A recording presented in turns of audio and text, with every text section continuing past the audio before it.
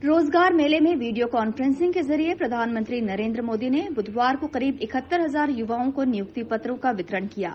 इस बीच पीएम मोदी ने युवाओं को संबोधित भी किया। प्रधानमंत्री नरेंद्र मोदी ने उद्बोधन में कहा कि ये विशाल रोजगार मेला दिखाता है कि केंद्र सरकार किस तरह सरकारी नौकरी देने के लिए मिशन मोड में काम कर रही है। सर्विस निर्यात के मामले में भारत आज विश्व की एक बड़ी शक्ति बन गया है। इतना ही नहीं, एक्सपर्ट भी भरोसा जता रहे हैं कि भारत अब आगे विश्व का मैन्युफैक्चरिंग पावर हाउस बनेगा। इधर इंदौर में भी बीएसएफ में रोजगार मेले के जरिए युवाओं को नियुक्ति पत्र सौंपे गए। इंदौर पहुंचे केंद्रीय मंत्री फग्गन सिंह कुलस्ते ने 165 जवानों को नियुक्ति पत्र वितरित किए। मंत्री फग्गन सिंह कुलस्ते ने कहा कि केंद्र सरकार ने 10 लाख लोगों को रोजगार देने का वादा किया है। इसके पहले फेज में फिलहाल 75,000 नौजवानों को नियुक्ति पत्र वितरित किए गए हैं। इस दौरान मंत्री कुलस्ते ने राजनीतिक बयानबाजी भी की। उन्होंने राहुल गांधी की भारत जोड़ो यात्रा पर तीखा प्रहार किया। ये पूरे देश के लिए और प्रधानमंत्री जी ने इस आत्मनिर्भर भारत की जो कल्पना क्या है और इसको साकार करने के लिए ये दूसरे चरण का कार्यक्रम रोजगार मेले के रूप में आज हम इंदौर और ऐसे देश भर के 41 प्रमुख केंद्रों से प्रत्यक्ष रूप से हमारे नौजवानों को रोजगार देने का अलग अलग मंत्रालय इससे आज इस केंद्र में 9 ऐसे विभाग के हमारे नौजवानों को प्रत्यक्ष रूप से उनको नौकरी का आदेश देने का फैसला सरकार ने किया और उसको हम आज उनको डिस्ट्रीब्यूट कर रहे हैं। और ये हमारे लिए बहुत अच्छा सुखद अवसर है। इंदौर में हमने 125 और ऐसे पूरे देश भर में इस सेकंड फेज का 71,000 लोगों को और देश भर में 10 लाख लोगों को रोजगार देने का एक निर्णय सरकार का एक कमिटमेंट हुआ है प्रधानमंत्री जी का।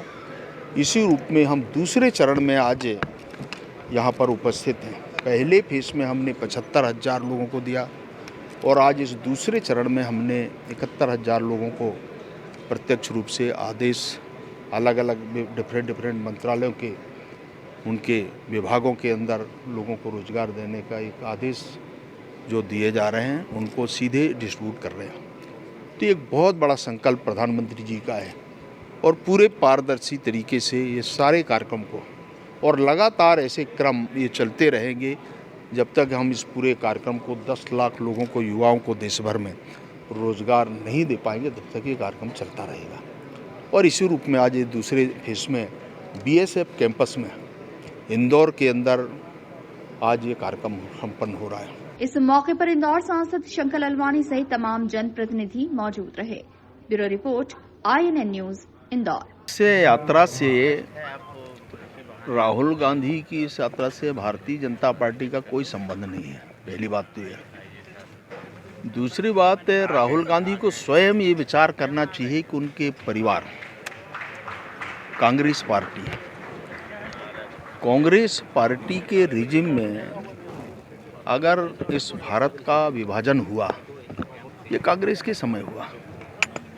आज राहुल गांधी भारत जोड़ो यात्रा अगर निकाल लें तो इसका कोई औचित्य है नहीं। ये उसको खुद देखना चाहिए पुराना इतिहास।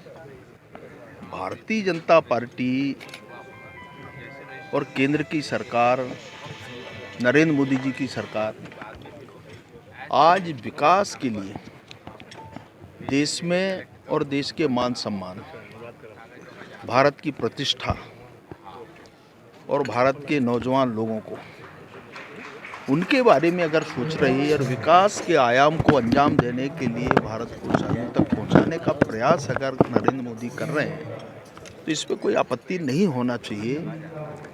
और मैं ये कह सकता हूं कि आज भारत के अंदर चाहे कनेक्टिविटी का आप देखिए, गांव तक रोड देखिए, घर घर पानी पीने की व्यवस्था के बारे में देख लीजिए, गरीब आदमी का आवास देख लीजिए, चिकित्सा सुविधाओं के लिए हमने 5 लाख रुपए तक का जमसन हमने दिया है गरीबों के लिए, आयुष्मान भारत कार्ड, और लगातार इस प्रकार की योजनाओं को हमने पूरे भारत के अंदर अंजाम दिया है और ये बहुत बड़ी उपलब्धि भारत की है।